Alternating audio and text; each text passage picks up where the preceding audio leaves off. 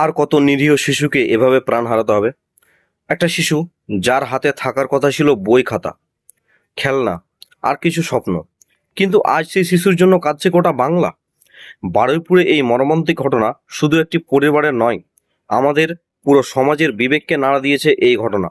আমরা চাই এই ঘটনা নিরপেক্ষ ও দ্রুত তদন্ত হোক।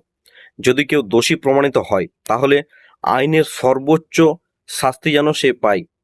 একই সঙ্গে তদন্ত শেষ হওয়ার আগে গুজব না ছড়িয়ে সত্য তথ্যের উপর ভরসা করি।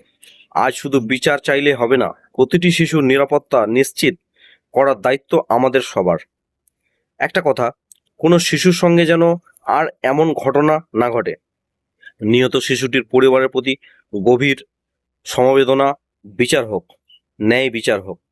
আর এই রকম বাজে ঘটনা এই বাংলায় যেন আর না হয়।